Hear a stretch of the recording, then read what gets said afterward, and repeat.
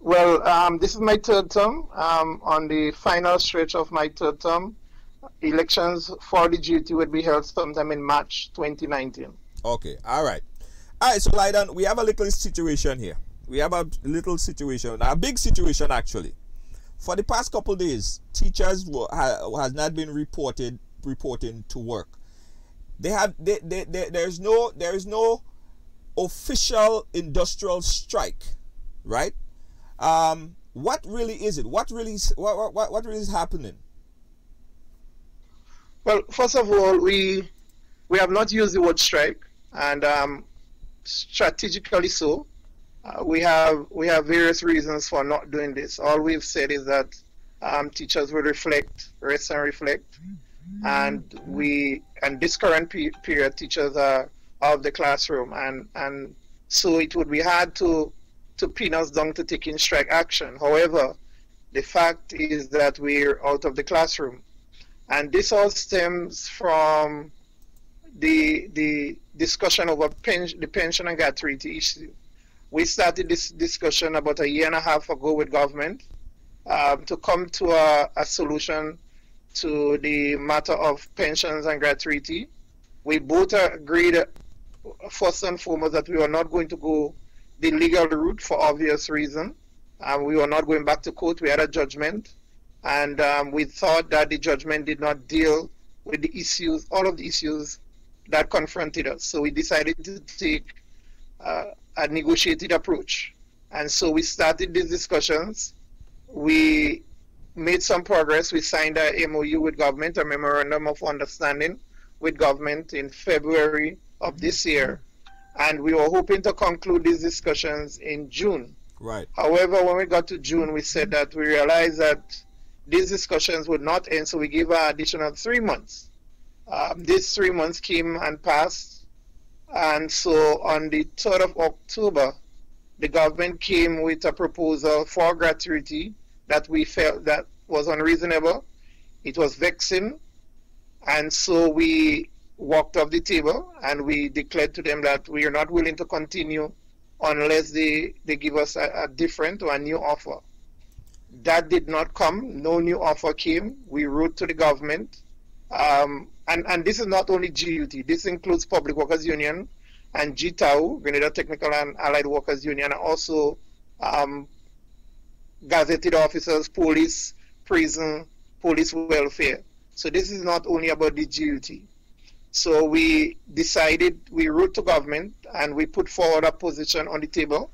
And up to now, government has not responded to that proposal we put forward. We held a series of meetings, the executive and those persons who led the team into the negotiations regarding the pension. That's myself, Brother Kenny James, who is the first vice president, and Jude Bartholomew, who is a trustee. We were the ones who sat around the table for this year and a half. Right. And so we met with our members and we said to them, look where we were. We explained what the 2% meant. We explained what the process. And they were always kept well ahead of what we were doing. And so when it came to that, they told us they're not prepared to accept it, and that we should take industrial action, whatever is necessary to get government to present to us a proposal that is decent and that does not reflect a lessening of the 25%. Right. So that's where we decided that we had to take action because we were mandated by our members. And so here we are. Last week we took 2 days, and this week we've planned 3 days, unless we have some form of movement from government that indicate to us that we are at a point where we're comfortable with what government is proposing. Right. Well, we must say that we do not wish to continue this unless we have to. We're prepared to. However, we do not. It's not something we like doing. However, it has become necessary. So if government want to put a stop to this, all they have to do is go back to the drawing board and propose something, and let's sit and discuss it. But what I know is that we would not accept the 2% gratuity offer. Now, did the government agree to 25%? Because I took a look at the MOU, and that is not inside. You don't really have to agree to 25%. It's a standard calculations. Once you hear the word gratuity, it speaks to a percentage of your pensionable benefit. So the calculation has always started with 25%. In other words, your entire pension would span over 12 and a half years.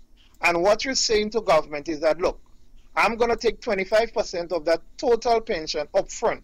Right. So let me give you an example used by the leader of the government negotiation team. Let's say you're entitled to $2,000 a month for the next 12 years, 12 and a half years. You're saying to government, look, I'm going to take $1,500, and $500 of this, I want you to multiply it by 12 months and by 12.5 years and give me that upfront, which should be about $75,000. Right. So what we're saying is that give us the $75,000 and no problem, give us $1,500 every month. And government is saying, no, we cannot, we will not be doing this. We only prepared to give you a measly $2,000. When you look at the actual figures, a teacher who's supposed to go home with, let's say, $105,000 would actually go home with about $8,000 in the current proposal made by government. So we're saying that this is unfair, this is unreasonable, this is not what we signed to.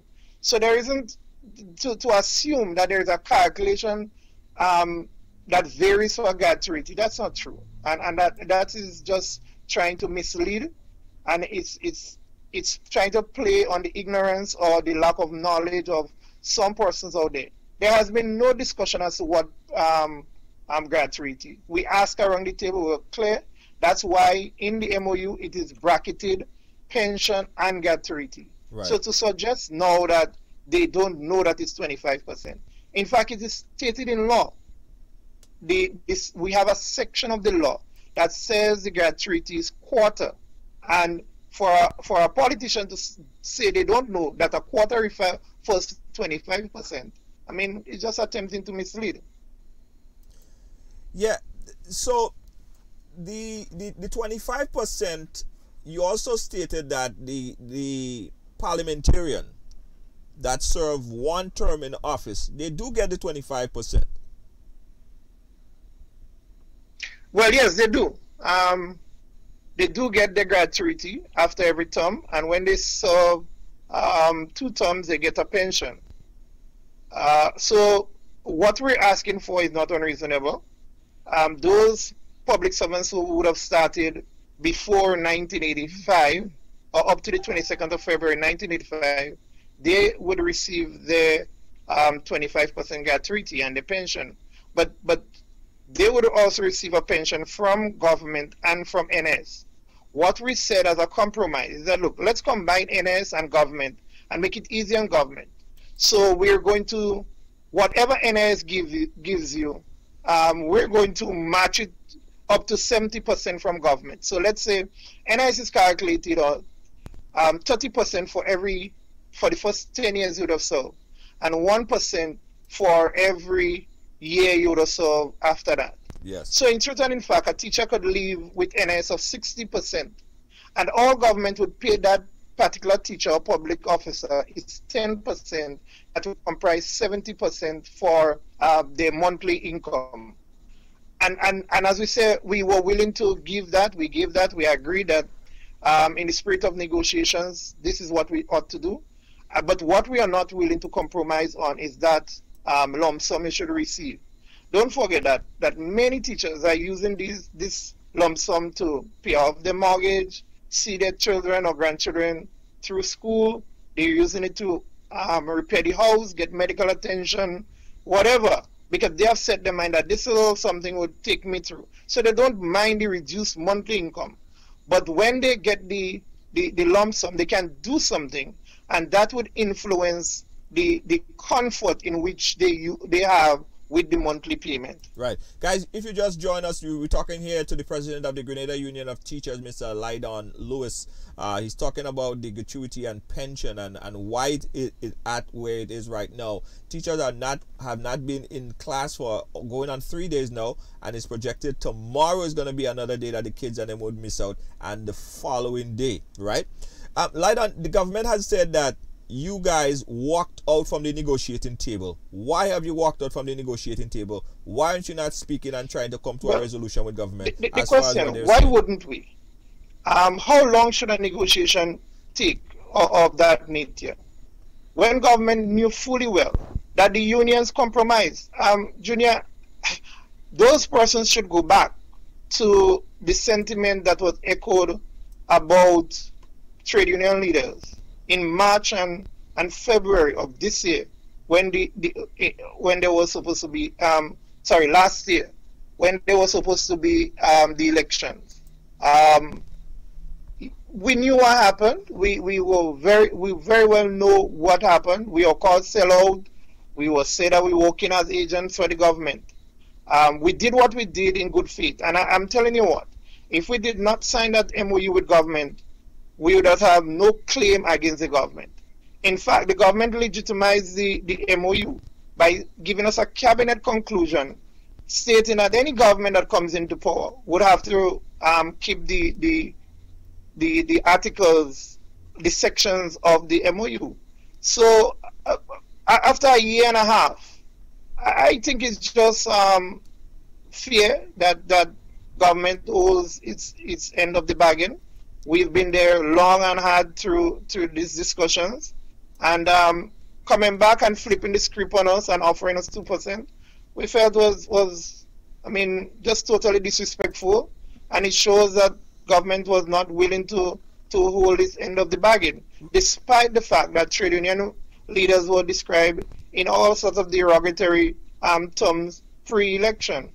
Yeah. And we knew some people felt that we were not doing the correct thing, but they would understand now that we did the correct thing, because if we did not, we would not have had a claim against the government currently. Right.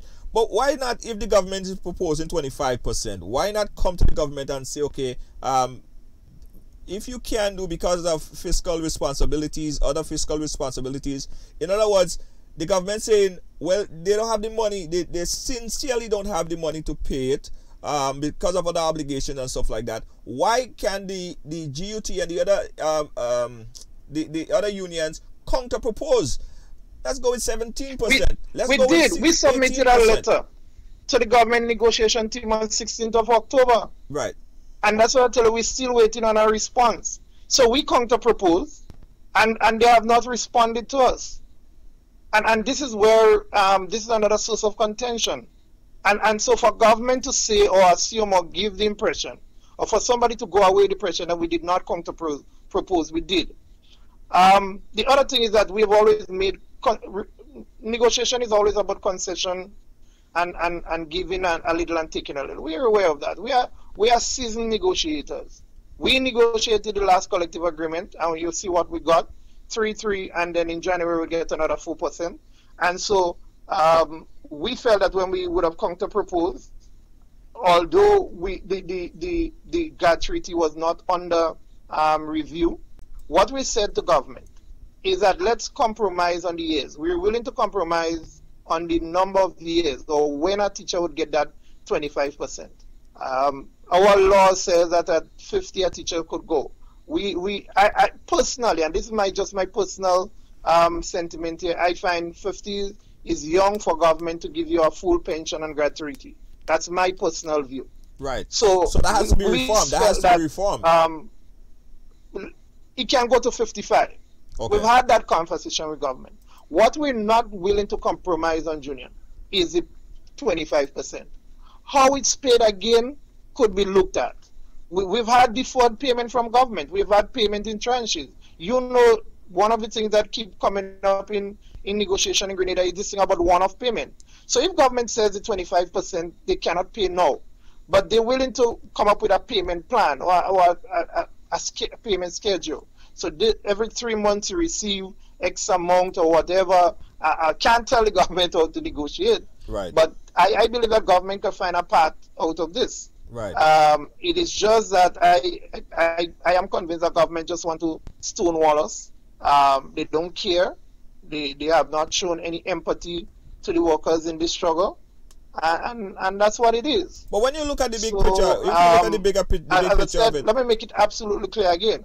We are not adverse to returning to the table, but we will not return to the table to discuss the same 2%, because it would just not make any sense and we'll be wasting time. So let government sit down and come up with a proposal. And if they submit a proposal tomorrow, Junior, something that looks reasonable, I can promise you the GUT will return to the table. But definitely don't come to us and say, come and discuss that 2%. That wouldn't fly. Let me just read a piece that was posted. It was a release that was sent out to the members by the Public Workers Union. He said that the Grenada Public Workers Union informed its members that the government of Grenada has placed on the table a 2% gratuity one-off payment after 26 and 2/3 years of service. The union and the staff association on October 3rd, 2018 rejected the offer and walked off the table. The union and the staff associate rejected the insulting offer of the 2% by government. But what I'm saying, if the government is proposing a 2%, is the government not willing to accept and they can't fiscally pay the 25%? Is the government willing, or you guys willing to accept a smaller amount, like a 17-18%, for the benefit of the children? Because right now the children, they have SBAs, they have exams that's coming up, and they're out of school. Well, two things. It was purported that this thing is only GUT thing, and GUT just malicious, and we want to think but it's showing up now that this was never about GUT alone. It's just that our structure, and we did our groundwork first, and we got our mandate first. But we've always said that our action is the first wave, and that other unions would follow and other actions would follow. And this is what is clearly pointing out to government. So the action by Public Workers Union is not in isolation. Neither was the action of the GUT. It is well coordinated.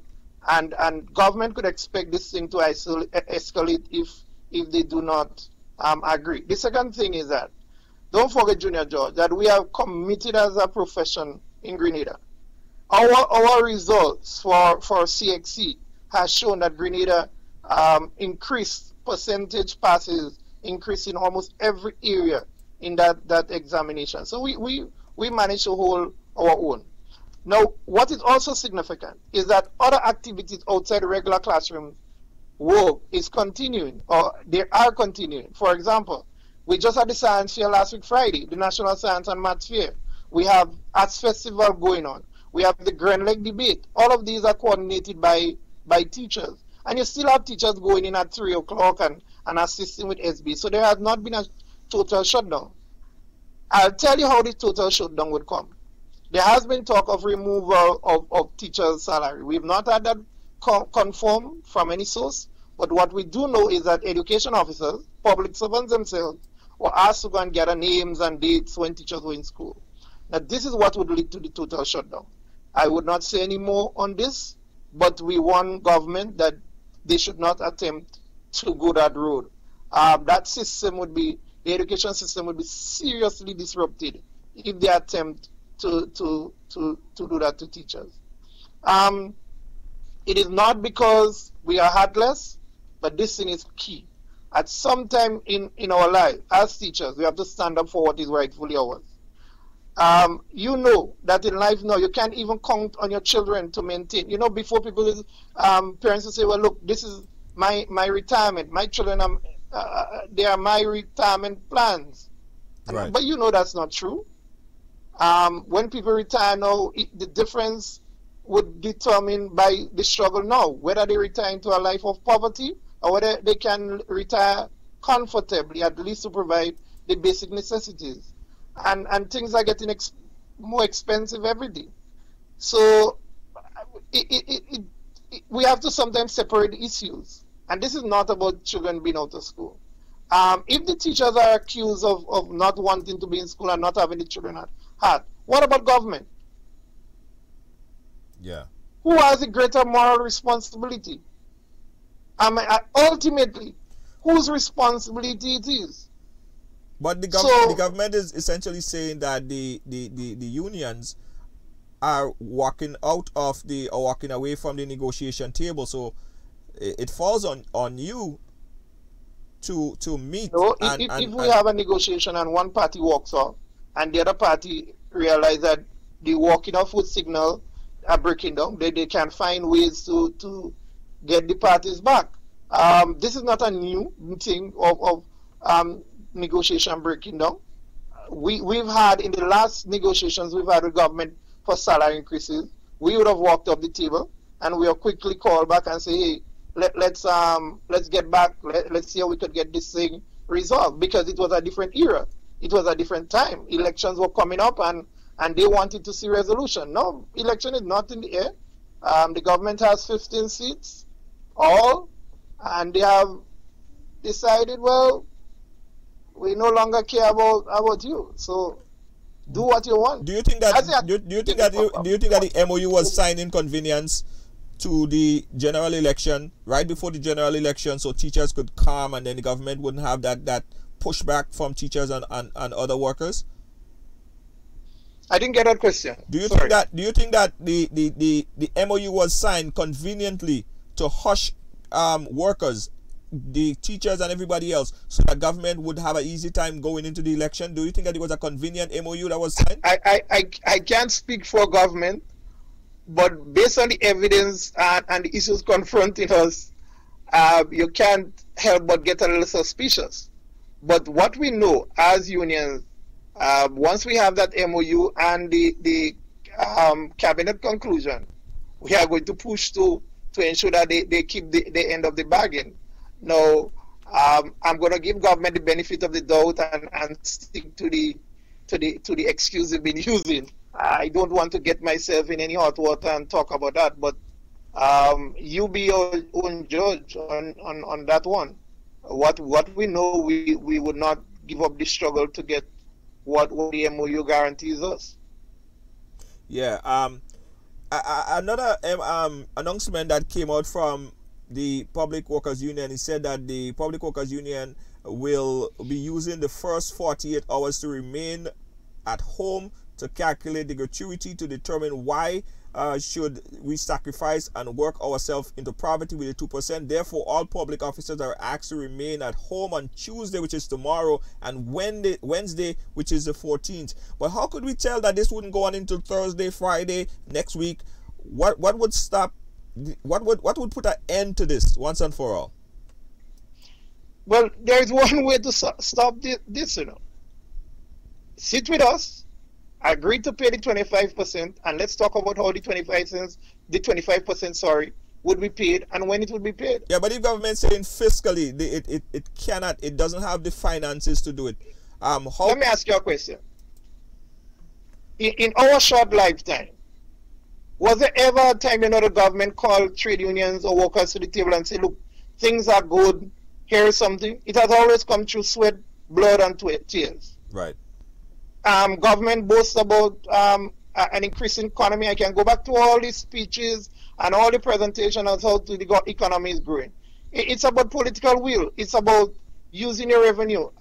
Junior, you know, if you owe me $1,000 and you get your salary, you could either spend your salary on fetting, whining, and dining with 10 different ladies, or you could sit down and make a budget and decide, well, I'm going to pay something of that $1,000. I'm going to pay my rent, pay my bills, whatever. If you understand what I'm saying. Yes. You would make that conscious decision. So too, government has to look at its revenues and determine what is priority to them, and how they're going to spend it.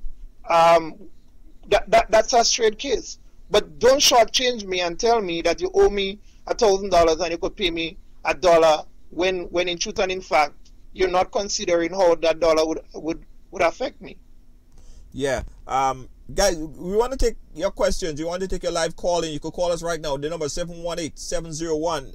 DN, if you could put the number in the chat for me. 718-701-5720. Let us hear your views. Let us hear what you think about this whole thing here. It's not going to move. The government is saying that the unions are staying away from the negotiation table. The union is saying the government is not willing to accept the 25%. And if this continue, that means days and days and days that the children won't be going to school, exams, everything is happening right now. Lydon, you spoke about you spoke about a complete shutdown, or I don't know if you did, but I probably heard it through the grapevine. What would that potentially would look like? You don't sell guns to the Navaroons, do you, Junior? So to comment on the next strategy would be to comment on the next wave. The next wave, what we do promise is that this is going to appear in waves. It started with us 2 days. Right. It continued with us 1 day. Now the Public Workers Union has joined. We still have TAU to come in, and you realize the pattern. So the pattern would also establish that we're giving government an opportunity, and that we're not doing everything suddenly to shut it down. So I can't tell you what the strategy is, but we have met and we have planned a strategy, and we continue to meet. And so that's why I said that the impression was that the GUT alone was in the struggle. But here we are, and the Public Workers Union, they are in full force, and we wait to see what happens. As you said, the line of communication is not closed. Just to inform you that we had a brief discussion with the leader of the government negotiation team this morning. Yes. It wasn't a meeting. We agreed that it wasn't a meeting. But we established that we're not enemies in this process. So it's up to them. All right, we got a call on the line. Caller, where you calling us from? Brooklyn, New York. Brooklyn, New York. Caller, go ahead, make your contribution. My question to Mr. Lydon, I would like him to clarify for me whether or not when the MIO was, whatever it is, MOU. the memorandum was signed, if there was a sit-in parliament. You heard her? If there was a what in parliament? If there was a sit-in parliament. If there was a sit-in parliament. I would have to check that information, but what I do know is that cabinet was still in force. Cabinet was. I'm not sure if parliament was dissolved as yet, so we'll have to check. But we have something from cabinet that came directly from cabinet, so we have that cabinet conclusion. As to whether there was a parliament, I would have to double check and probably get back. From my understanding, they were not a sitting parliament. So I would like to know whether or not what they gave you, if it's valid or not. It is not invalid because cabinet could still make a decision, and it's a cabinet conclusion we have. To say it was invalid, that means the place was in total shutdown, and cabinet was still in session. So the cabinet could make a decision, a determination, right up to the very last. So there needs not be, my understanding of it, there need not be parliament for cabinet to make a binding decision. Right. Okay. All right. Thank you, caller. Bye-bye. Thank you. Again, guys, the number that you call, 718-701-5720. Let us hear your point of view. We're talking about this. Are we heading to a complete shutdown? And what would that look like? We don't know. We don't know what it is. And of course, Mr. Lewis is don't want to tell us his secret. What is the next move? But my question is, Lydon, who to say that this wouldn't go on for the end of the week? With your memorandum that was sent out, not your memorandum, with the announcement that was sent out by the union, they said up till Wednesday. But what happens after Wednesday? Are you planning something that we're not hearing? What is the plan for after Wednesday? It's already planned, George. But I can't tell you. I'm speaking. I guess you have thousands of followers, and with the share. I think I saw government ministers in the live. So cabinet would have met today, and cabinet may have made decisions, and we would not know what these decisions are. In the same way the unions have been meeting, the unions and association we have been meeting. We met last Friday, and of course we looked at all angles. So I can't tell you, but what I can say off the bat is that we have a comprehensive plan. Okay. All right. Guys, we're still taking your call. The number is 718-701-5720. Let us know your thoughts. Let us know your ideas. Mr. Lewis, there has been a lot of press that went out and saying the illegality of what you're doing. Is what you're proposing and what has been done currently, is it an illegal step that you're taking? Because there have been some notes that say, well, it's illegal he's trying to shut down this and he's not doing it the proper way.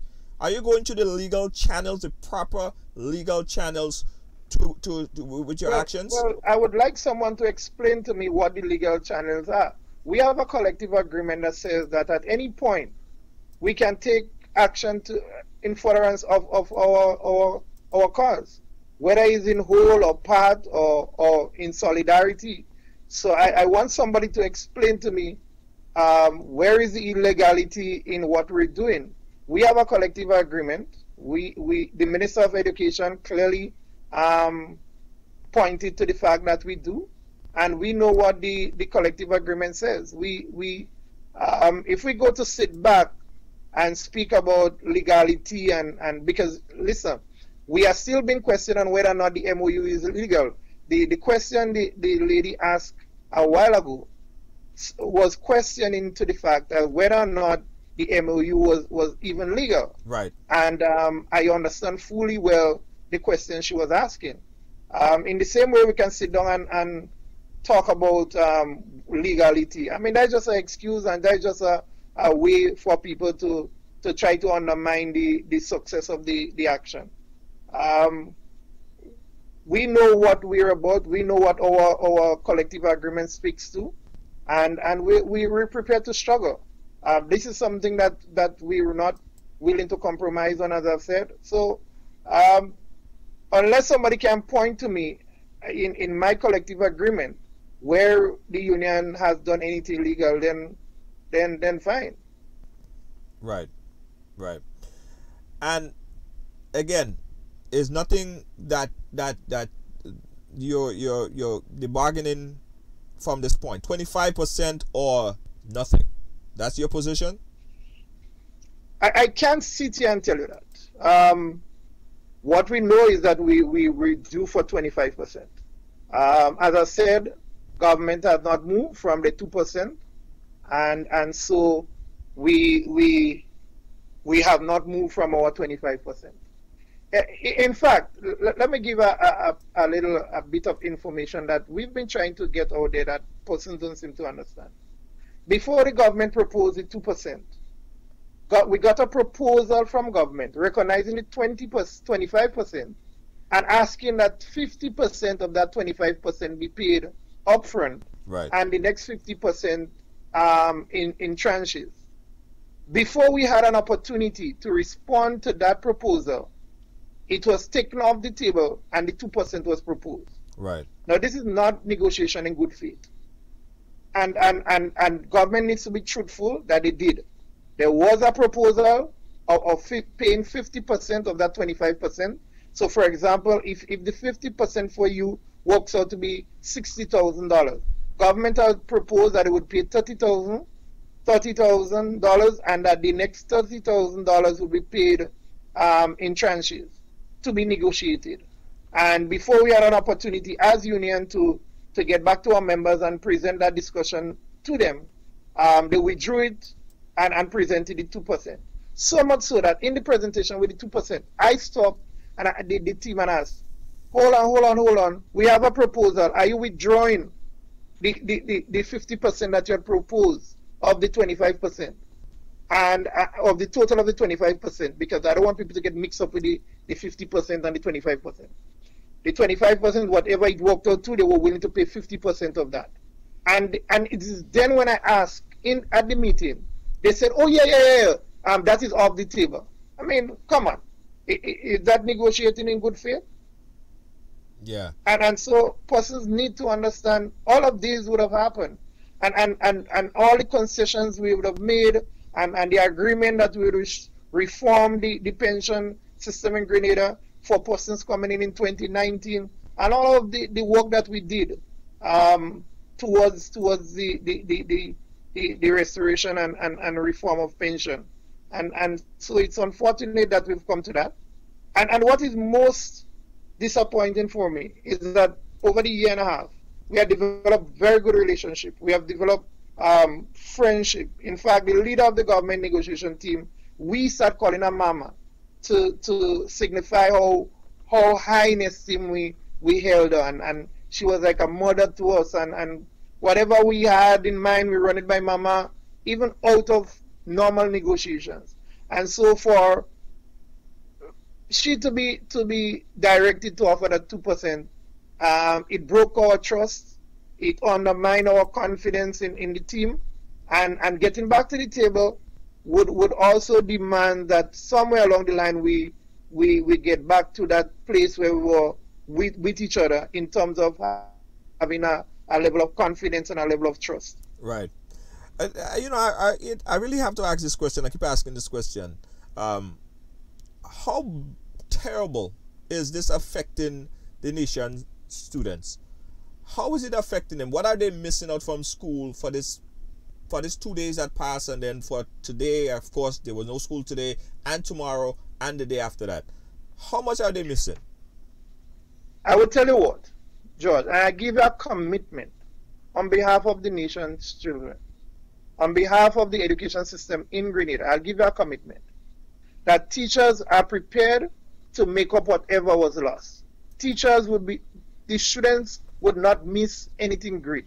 They would have missed a few days now, they would have missed a few days last week, and they may miss a few days coming up.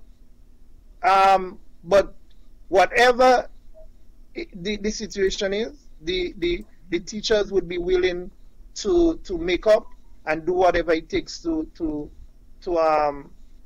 find a way back into that. I don't think that would dramatically or drastically affect the educational outcomes of the education system. But you're saying that you're saying that for the last 28 years myself. Yeah, but I've taught at both the primary and the secondary level. Yeah. And I've seen what we as teachers can do to make up what is lost. Even now, significantly, teachers are still marking books, teachers are still preparing work, teachers are still marking SB. There has not been, and let me reiterate, there has not been a total shutdown of the education system. There has been no school, but there has not been a total shutdown of the education system. As we speak, teachers, I guess up to today, teachers were in Arts Festival or last week or whenever. So to say that there has been a total shutdown and a major loss, I don't think so. And if there was, or if there is, the teachers would be prepared to make up. Yeah, but you're saying that, but you still don't know how long it will go on for.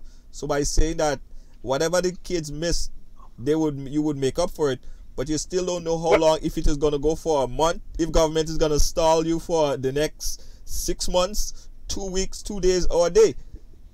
So how could you make that assumption? Let me give the government some credit. I think they have some smart people around the table, and they would want this thing to end as soon as possible. So let me be optimistic and say I believe they would do the right thing. Are you guys willing to accept anything less than 25? It is something that would have to be discussed. I can't make that commitment. Remember, the structure of the union does not permit the president to make unilateral decisions like this. When we sit around the table, there are about 24 members of the national executive, and we would sit and discuss. There are members of the team that would have to be consulted. As it stands now, whatever the government proposes will be taken back to our members. And if government proposes 20%, and our members say, fine, take the 20% in the spirit of goodwill, Junior, the 20% would stand. But what we're confident of is that they have said no to the 2%. So we'll be guided by our members. It would be foolish of me to be guided to take action by our members and to reject the 2%, and they turn around and say, oh, take 20% or whatever the percent may be, and I say no. I don't think I'm this sort of leader. I listen to the people, and we make decisions based on the feedback we get from our members. All right. Because We are here presently because our members said we've had 5 meetings throughout the island, including Carriacou and Petit Martinique. And at every single one of these meetings, our members said, time for action.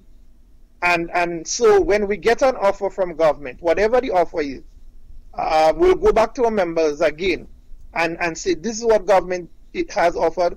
This is what it's going to work out to in dollars and cents. Are you willing to accept it? Once the majority of the teachers say accept, we will accept it.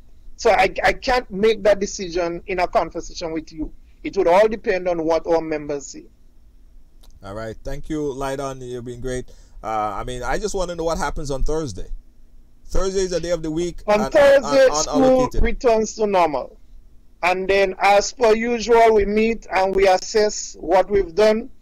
We seek advice, we seek counsel.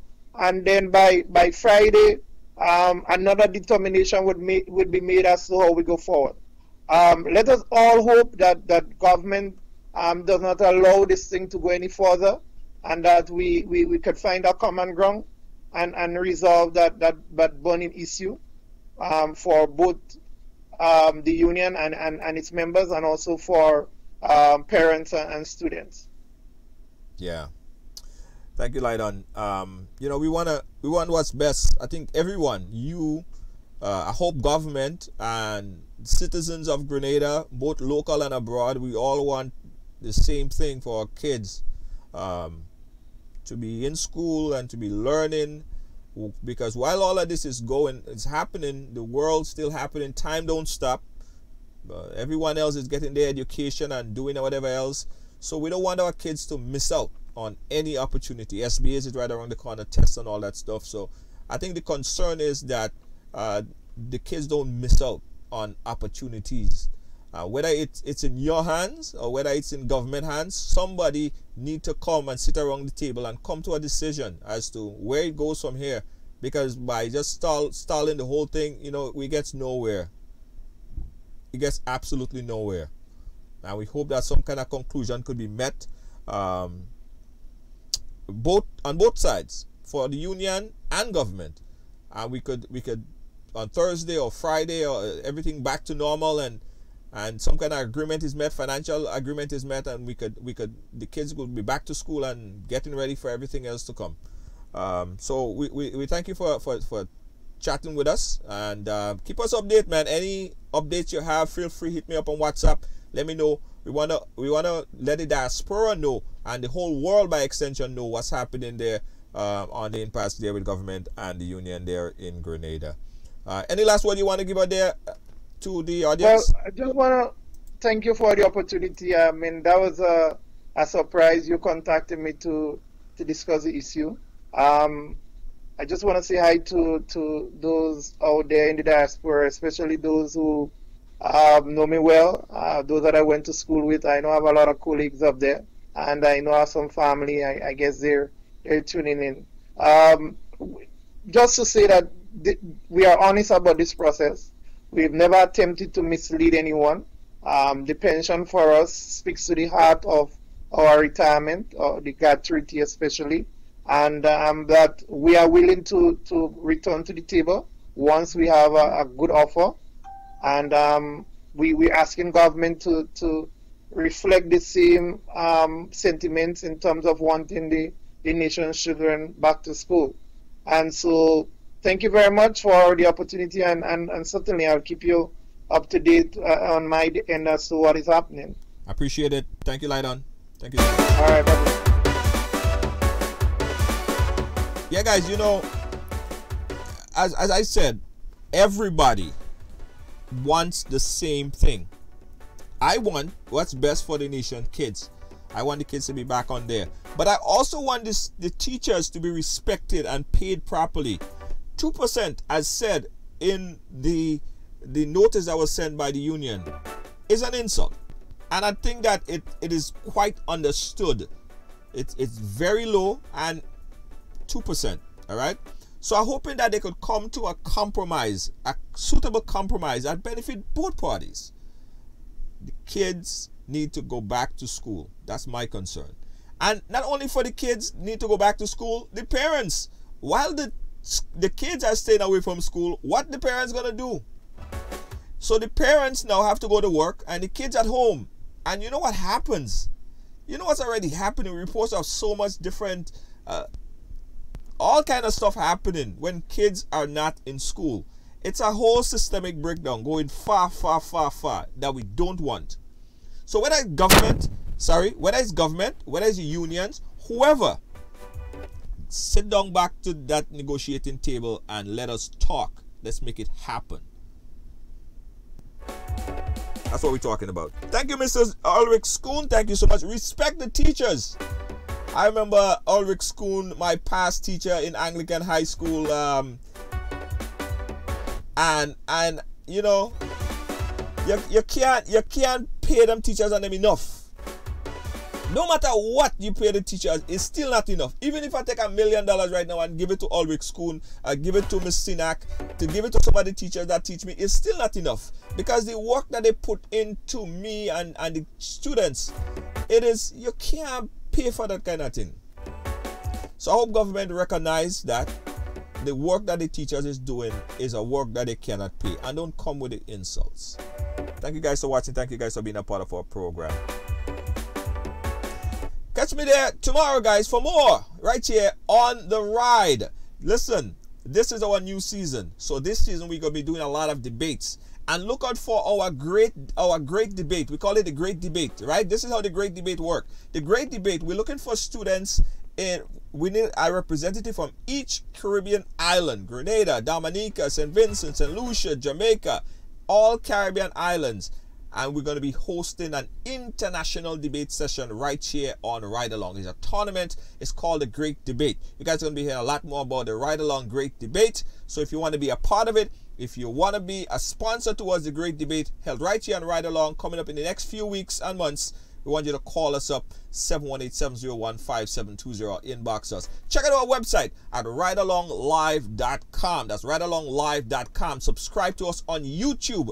Don't forget, subscribe to us on YouTube for non-stop information, videos, and a whole lot more. Thank you guys. See you guys tomorrow. Peace out. Bye-bye.